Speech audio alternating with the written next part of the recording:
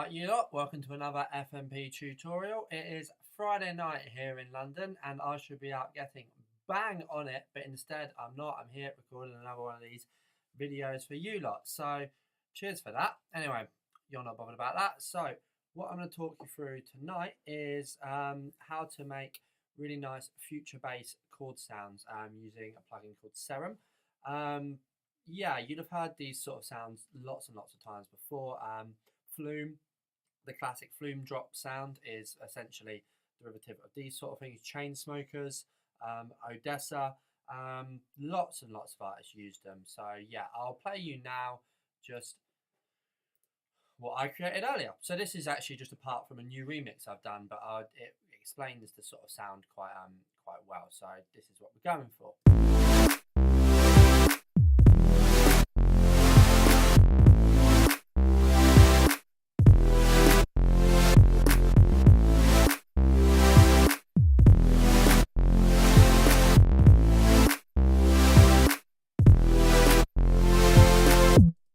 So yeah, as with all these things, it's actually really simple synthesis.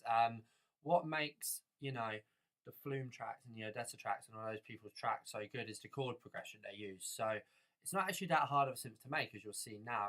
What's important is to get the chords looking really good. So if you look at these, this is just it's just a fairly simple one this time. But right, okay, so we'll crack on with it. So let's just go ahead here and make a completely new Serum track.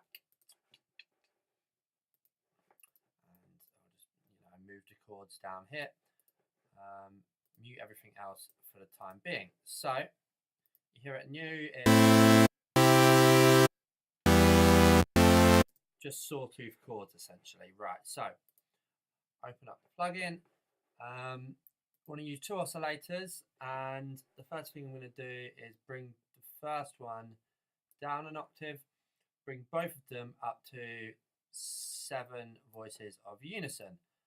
7 is always quite a good thing to start with. Most things, don't ask me why, but they sound quite good with that. I'm going to take the D tune down to, I usually go for about 14 on both of them. So let's just see what that sounds like. Already you can hear that it's quite a lot thicker. So let me just look through all of these parts. Yep, that's right. Okay, cool. So that's a good place to start with. The main thing that you hear in all these future bass sort of sounds is that they've got a nice envelope or a nice sort of curve to them. Serum is especially good with this because you can manipulate this sound quite well. This is the shape that I'm going to do, but you guys can do whatever you want. So that sounds like this.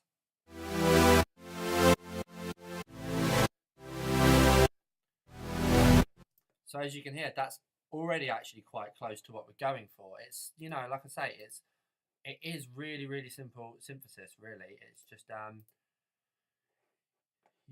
it's just a case of using good chords. So I'm just going to send this filter just to each of them with a little bit of drive.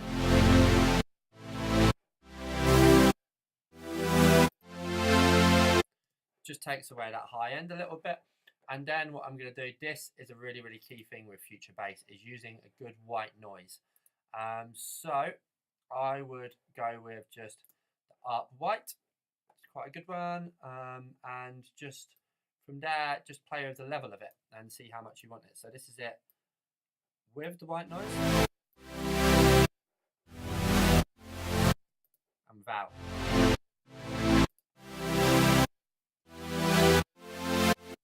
Hear the difference? It gives it that really sort of noisy quality, which is really important and does make quite a big difference. So you could kind of just leave it there. That's fairly close to what we're going for. I'm going to take it a little bit further and just add some effects. So the first thing I'm going to do, Serum is really good for this because it does it like a rack already, so you can kind of choose how everything goes. I'm just going to do a quite simple high passy kind of thing. About there and about there. Probably about there. So that.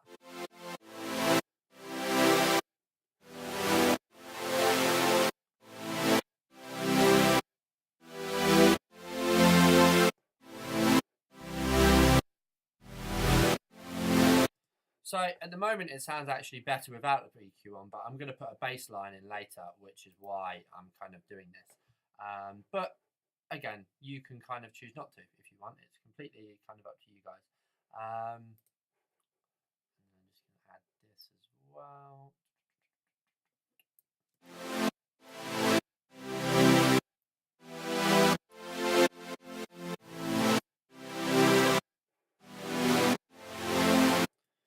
And then finally just a compressor.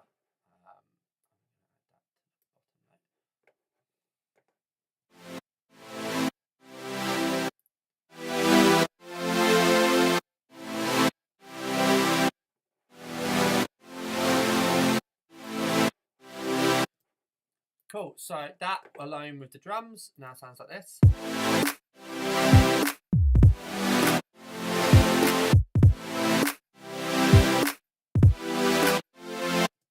So yeah, that's kind of like I say, quite close to what we're after. The next thing I'm going to do is I've just got, this is just a really, really simple saw bass. So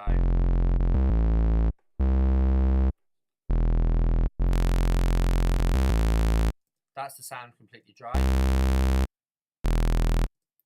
Just add a little filter. And you really don't need more than that. That actually adds quite a lot of low end to the sound that we're after. So together.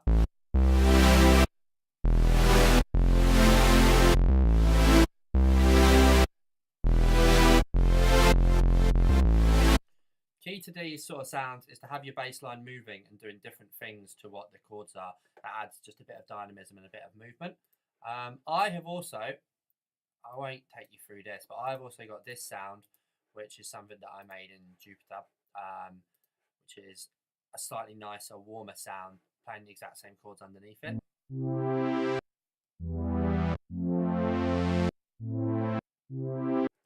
So all three synths together sound like this.